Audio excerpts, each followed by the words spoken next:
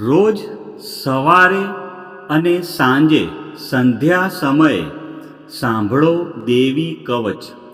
દેવી કવચ સાંભળતા પહેલાં કોમેન્ટમાં તમારી કુળદેવીનું નામ જરૂરથી લખવું અને વિડીયોના અંત સુધી જોડાયેલા રહેવું. હવે આપણે દેવી કવચનો પાઠ શરૂ કરીશું. ઓમ ચંડિકા દેવીને નમસ્કાર. માર્કંડેયજીએ કહ્યું, હે પિતામહ, જે આ સંસારમાં પરમ ગોપનીય અને મનુષ્યનું બધી રીતે રક્ષણ કરનારું છે અને જેને તમે અત્યાર સુધી બીજા કોઈ સામે પ્રગટ ન કર્યું હોય એવું કોઈ સાધન મને કહી બતાવો. બ્રહ્માજી બોલ્યા, હે બ્રાહ્મણ, એવું સાધન તો એકમાત્ર દેવીનું કવચ જ છે, જે ગોપનીય કરતાં પણ પરમ ગોપનીય, પવિત્ર તથા બધા પ્રાણીઓ ઉપર ઉપકાર કરનારું છે. હે મહામુનિ, તે તમે ધ્યાનથી સાંભળો. દેવીની 9 મૂર્તિઓ છે. તેમને નવદુર્ગા કહે છે. તેમના અલગ અલગ નામો બતાવવામાં આવે છે. પહેલું નામ શૈલપુત્રી છે, બીજું નામ બ્રહ્મચારિણી છે, ત્રીજું ચંદ્રઘંટાના નામે પ્રસિદ્ધ છે, ચોથી મૂર્તિને કુષ્માંડા કહે છે, પાંચમી દુર્ગાનું નામ સ્કંદ માતા છે, છઠ્ઠી દુર્ગાનું નામ કાત્યાયની છે, સાતમું સ્વરૂપ કાલરાત્રિ, આઠમું સ્વરૂપ મહાગૌરી અને નવમી દુર્ગા એટલે સિદ્ધિદાત્રી. આ બધા નામ વેદ ભગવાન દ્વારા કહેવાયા છે. જ્યારે કોઈ મનુષ્ય અગ્નિથી સળગી રહ્યો હોય, યુદ્ધભૂમિમાં શત્રુઓથી ઘેરાઈ ગયો હોય, કોઈ સંકટમાં ફસાઈ ગયો હોય, કોઈ ભયથી ડરી ગયો હોય અને મા દુર્ગાનું શરણ લીધું હોય, તેનું ક્યારેય કોઈ અમંગળ થતું નથી. યુદ્ધના સમયે મુશ્કેલી હોવા છતાં પણ તેને કોઈ વિપત્તિ ઉદ્ભવતી નથી. તેને શોક અને દુઃખ, ભય પ્રાપ્ત થતા નથી. જેમણે દેવીનું ભક્તિપૂર્વક સ્મરણ કર્યું છે તેમનો અભ્યુદય નક્કી છે. હે દેવી, જેઓ તમારું ચિંતન કરે છે તેમનું તમે ચોક્કસ કલ્યાણ કરો છો તથા તમે તેમનું ચોક્કસ રક્ષણ કરો છો. ચામુંડા દેવી પ્રેત ઉપર આરૂઢ થયેલા હોય છે અને વારાહી દેવી પાડા પર સવારી કરે છે. ઐન્દ્રી દેવીનું વાહન ઐરાવત હાથી છે. વૈષ્ણવી દેવી ગરુડ પર આવે છે અને માહેશ્વરી દેવી આખલા પર આરૂઢ થયેલા છે. કૌમારી દેવીનું વાહન મોર છે. વિષ્ણુ પ્રિય લક્ષ્મી દેવી કમળ પર વિરાજમાન છે અને તેમના હાથમાં લાલ કમળ છે. આખલા પર આરૂઢ થયેલ દેવી ઈશ્વરીએ શ્વેત વસ્ત્ર ધારણ કરી રાખ્યા છે. બ્રાહ્મી દેવી હંસ પર બેઠેલા છે અને બધા જ આભૂષણો ધારણ કર્યા છે. આ બધી દેવીઓ માતાઓ યોગ શક્તિઓથી સંપન્ન છે, જેઓ અનેકવિધ આભૂષણો પહેરવાથી શોભે છે. તેમણે અનેક રત્નો ધારણ કર્યા છે, ક્રોધથી ભરેલી છે અને ભક્તોનું રક્ષણ કરવા રથમાં બેઠેલી છે. આ દેવીઓના હાથમાં શંખ, ચક્ર, ગદા, શક્તિ, હળ, મૂષળ, ખેટક, તોમર, કુહાડી, દોરડું, કુંત અને ઉત્તમ પ્રકારના ધનુષ્ય ધારણ કરેલા છે. દૈત્યોના શરીરનો નાશ કરવો અને ભક્તોને અભયદાન આપવું, દેવતાઓનું હિત કરવું એ તેમના શસ્ત્ર ધારણનો ઉદ્દેશ છે.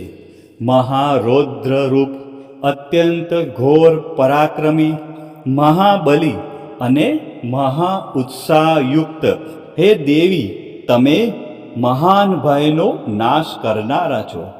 તમને મારા નમસ્કાર છે. તમારી સામે જોવું પણ મુશ્કેલ છે. હે જગદંબિકા, મારું રક્ષણ કરો. પૂર્વ દિશામાં ઐન્દ્રી શક્તિ મારું રક્ષણ કરે. અગ્નિ ખૂણામાં અગ્નિ શક્તિ, દક્ષિણ દિશામાં વારાહી તથા નૈઋત્ય ખૂણામાં ખગધારિણી મારું રક્ષણ કરે. પશ્ચિમ દિશામાં વારુણી અને વાયવ્ય ખૂણામાં હરણ પર સવારી કરનારા દેવી મારું રક્ષણ કરે. ઉત્તર દિશામાં કુમારી અને ઈશાન ખૂણામાં શૂલધારિણી મારું રક્ષણ કરે. હે બ્રહ્માણી, તમે ઉપરની બાજુએ મારું રક્ષણ કરો. હે વૈષ્ણવી, તમે નીચેની બાજુએ મારું રક્ષણ કરો. આ જ પ્રમાણે સબ જેનું વાહન છે તે ચામુંડા દેવી દસે દિશાઓમાં મારું રક્ષણ કરે. જયા દેવી આગળની બાજુએ અને વિજયા દેવી પાછળની બાજુએ રક્ષણ કરે. ડાબા ભાગે અજિતા દેવી, જમણા ભાગે અપરાજિતા દેવી મારું રક્ષણ કરે.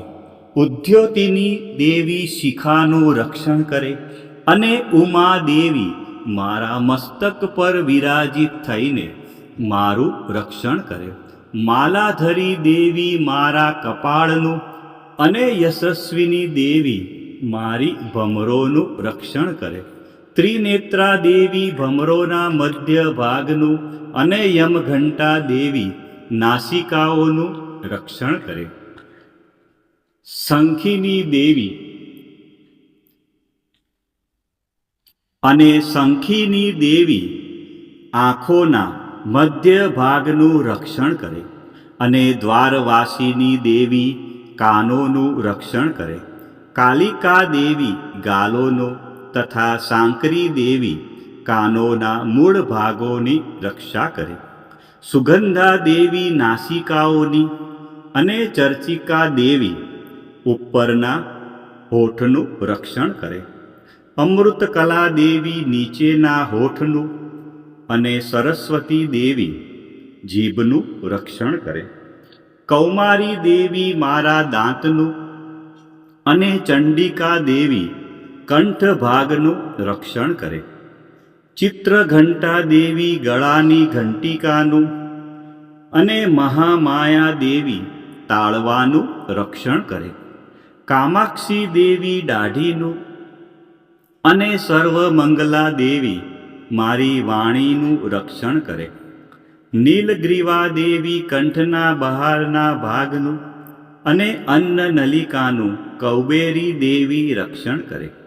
ખગીની દેવી બંને ખભાઓનું અને વ્રજધારિણી દેવી મારા બંને બાહુઓનું રક્ષણ કરે. દંડીની દેવી બંને હાથોનું અને અંબિકા દેવી આંગળીઓનું રક્ષણ કરે. સુલેશ્વરી દેવી નખોનું રક્ષણ કરે અને કુલેશ્વરી દેવી પુખ પેટનું રક્ષણ કરો. મહાદેવી બંને સ્તનોનું અને શોક વિનાશીની મનનું રક્ષણ કરે. લલિતા દેવી હૃદયનું અને શૂલધારિણી દેવી ઉદરનું રક્ષણ કરે. કામિની દેવી નાભીનું અને ગુહેશ્વરી દેવી ગુહ ભાગનું રક્ષણ કરે. પૂતના દેવી અને કામિકા લિંગનું અને પાડાને વાહન બનાવનાર દેવી ગુદાનું રક્ષણ કરે. ભગવતી દેવી કટી પ્રદેશનું અને ઘૂંટણોની રક્ષા વિંધ્યવાસિની કરે. સર્વ કામનાઓ પૂરી કરનારા દેવી જંઘાઓનું રક્ષણ કરે. નારસિંહી દેવી પિંડીઓનું રક્ષણ કરે. તૈજસી દેવી બંને પગોના પૃષ્ઠ ભાગનું રક્ષણ કરે. શ્રીદેવી પગોની આંગળીઓનું અને તલવાસીની દેવી પગના તળિયાનું રક્ષણ કરે. પોતાની વિકરાળ દાઢોથી ભયંકર દેખાતા કરાલી દેવી નખોનું અને ઉદ્ધવકેશીની દેવી વાળનું રક્ષણ કરે. કૌબેરી દેવી રૂંવાટીના છિદ્રોનું અને વાઘેશ્વરી દેવી ત્વચાનું રક્ષણ કરે. પાર્વતી દેવી રક્ત, મજ્જા, વસા, માંસ, હાડકાં અને મેદનું રક્ષણ કરે. કાલરાત્રિ દેવી આંતરડાઓનું અને મુકુટેશ્વરી દેવી પિત્તનું રક્ષણ કરે. પદ્માવતી દેવી કમળ કોષોના મૂળ આધારનું અને ચૂડામણી દેવી કફનું રક્ષણ કરે. જ્વાળામુખી દેવી નખોના તેજનું અને અભેગા દેવી સમસ્ત સાંધાઓનું રક્ષણ કરે. હે બ્રહ્માણી, તમે મારા વીર્યનું રક્ષણ કરો. હે છત્રેશ્વરી દેવી, મારી છાયાનું રક્ષણ કરો. હે ધર્મધારિણી દેવી, મારા અહંકાર, મન અને બુદ્ધિનું રક્ષણ કરો. હે વ્રજ ધારણ કરનાર દેવી, મારા પ્રાણ, અપાન, વ્યાન, ઉદાન અને સમાનનું રક્ષણ કરો. કલ્યાણથી શોભતા હે દેવી, મારા પ્રાણનું રક્ષણ કરો. યોગીની દેવી રસ, રૂપ, ગંધ, શબ્દ અને સ્પર્શનું અને હે નારાયણી દેવી, તમે મારા સત્વ, રજ અને તમો ગુણનું રક્ષણ કરો. વારાહી દેવી આયુષ્યનું રક્ષણ કરે. વૈષ્ણવી દેવી ધર્મનું રક્ષણ કરે તથા ચક્ર ધારણ કરનારા દેવી યશ અને કીર્તિ, લક્ષ્મી અને ધનનું તેમજ વિદ્યાનું રક્ષણ કરે. હે ઇન્દ્રાણી, તમે ગોત્રનું રક્ષણ કરો. હે ભૈરવી દેવી, તમે પત્નીનું રક્ષણ કરો. હે ચંડિકા દેવી, તમે પશુઓનું રક્ષણ કરો. હે મહાલક્ષ્મી દેવી, પુત્રોનું, સંતાનોનું રક્ષણ કરો. હે સુપથા દેવી, મારા પથનું અને હે ક્ષેમકરી દેવી, મારા માર્ગનું રક્ષણ કરો. હે મહાલક્ષ્મી દેવી, રાજદ્વારી કાર્યોમાં મારું રક્ષણ કરો તથા સર્વ બાજુએ રહેલા વિજયા દેવી, ચારે બાજુ રહીને રક્ષણ કરો.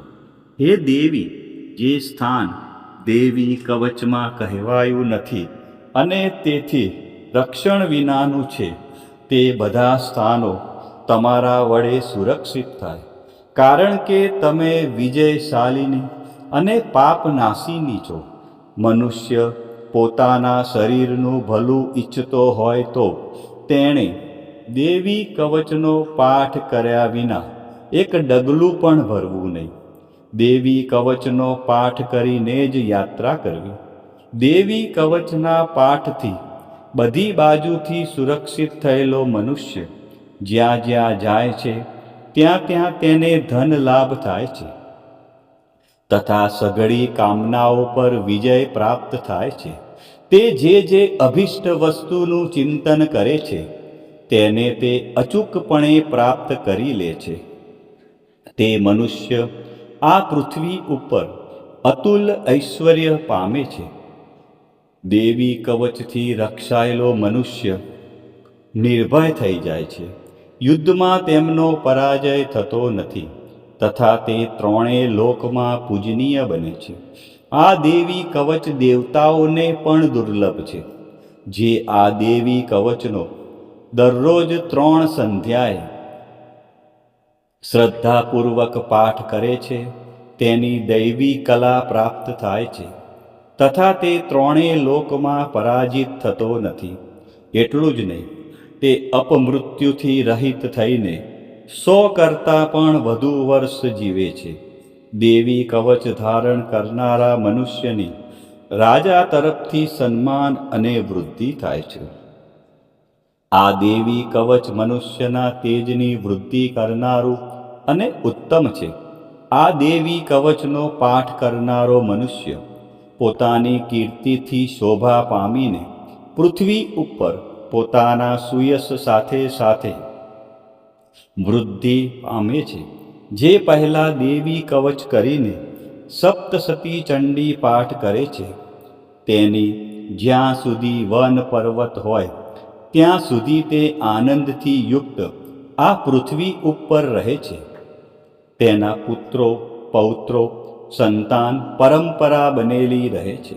પછી દેહાંત થતાં તે મનુષ્ય મહામાયાની કૃપાથી નિત્ય પરમપદને પામે છે, જે દેવતાઓને પણ દુર્લભ છે. તે સુંદર દિવ્ય રૂપ ધારણ કરે છે અને કલ્યાણ શિવની સાથે આનંદનો ભાગી બને છે. ભક્તજનો, ચૈત્ર માસની નવરાત્રિમાં મા ભગવતીની આરાધનામાં દેવી કવચનું વિશેષ મહત્વ છે. દેવી કવચ એટલે રક્ષણ કરનારું કવચ. આ પાઠ દ્વારા મા દુર્ગાના વિવિધ સ્વરૂપો આપણા શરીરના દરેક અંગ અને જીવનના દરેક ડગલાનું રક્ષણ કરે છે.